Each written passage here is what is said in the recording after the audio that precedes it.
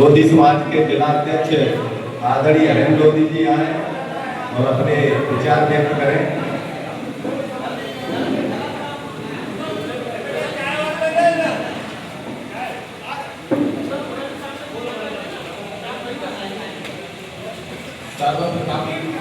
हमारे बहुजन समाज के सभी महापुरुषों को मैं नमन करता हूँ और यहाँ आए सभी हमारे बड़े लोगों को भी नमन करता हूँ। हमें पहली बात पर तो इस पर विचार करना है कि जब ओबीसी की कोई सभा या मीटिंग या आंदोलन होते हैं तो भीड़ बहुत कम रहती है और यही भीड़ अगर सामाजिक और एक समाज की हो तो भीड़ ज्यादा हो जाती है। तो पूरी ओबीसी की भीड़ होती है, कई जगह मिलती है तो भीड़ बहुत कम रह जाती है। तो हमें इस पे बहुत विचार करना होगा कि जब तक हम भीड़ इकट्ठा नहीं कर पाएंगे तो मुश्किल है कि हम कुछ कर पाएंगे। और अपने जिले का समाज देख ही रहे हो आप, गवालियर जिले में ओबीसी के गांव हैं ज्यादातर, सामान्य वर्ग के शायद कोई ऐसा गांव कस्बा है नहीं गवालियर जिले में। सारे गांव ओबीसी वालों के हैं, उसमें लोधी, बघेल, गुर्जर, यादव, लेकिन शहर में कब्जा सामान्य वर्ग के लोगों का है,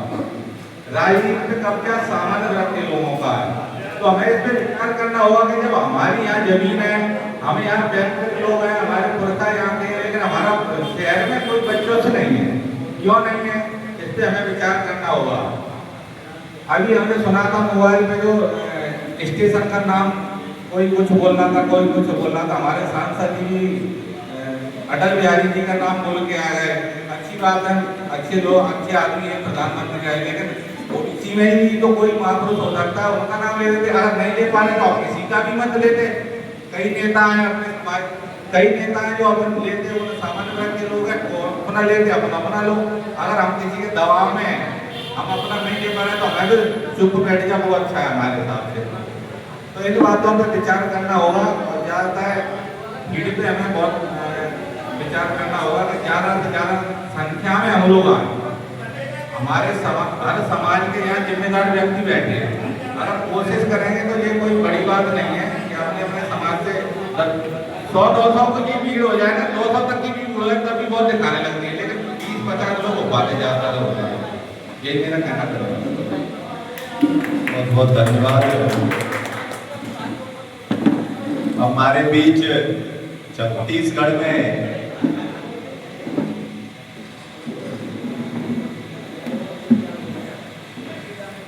हमारे बीच में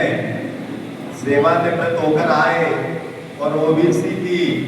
आवाज उठा रहे रामवरण सिंह बघेल जी, उप संचालक उद्यान विभाग, आए और अपने हम सभी के बीच अपने विचार साझा करें। आज बड़ी खुशी की बात है कि हमारा ओबीसी समाज जागृत हो रहा है, जबकि हमारा इतिहास बहुत ही महान रहा है और आपका जब से सृष्टि रची गई है, हम यहाँ के मूलवासी है और हम यहाँ पर ही शासन करते थे। हमारी यहाँ की जो सभ्यता है ना, जिसके सिंधु घाटी की सभ्यता कहते हैं, वो इतनी उत्कृष्ट की थी, जहाँ पर 3000 से 5000 वर्ष पहले नगरों में रहते थे। नालियों आज जो हम जो है शहरों में देख रहे हैं ना, वो सभ्यता 5000 वर्ष पहले हमारी थी। अच्छे ढंग से हमारे मकान और पठावट वगैरह हमारे सुंदर ढंग से थे हमारा इतिहास, लेकिन हम लोगों का अपना इतिहास हमारे बीच में जो हमारे मध्य एशिया से जो ब्राह्मण लोग आए, उसमें थे हम लोग की थे, गणित लोग की थे, उनकी भेड़ जो है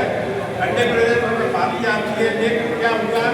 कि उन लोगों को जो है ब्राह्मणों को हमने दबा दिया, या जमावास काल में भीष्म पितामह ने परशुराम को हरा दिया और फिर अब्बे अम्मालिका ने सभा में डाला कि शादी करना पड़ेगा, तो भीष्म का नहीं करेगा, तो परशुराम का युद्ध में परशुराम हार गए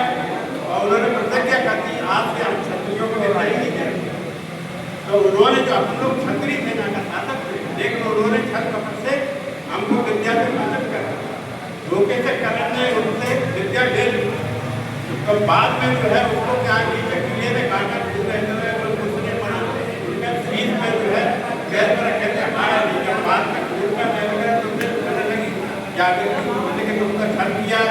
तुमने हमारे साथ विद्या जो है छल कपट सीखी, मान जब विद्या काम आए जरूरत पड़े तो काम नहीं आई। जिस तरह से अर्जुन ने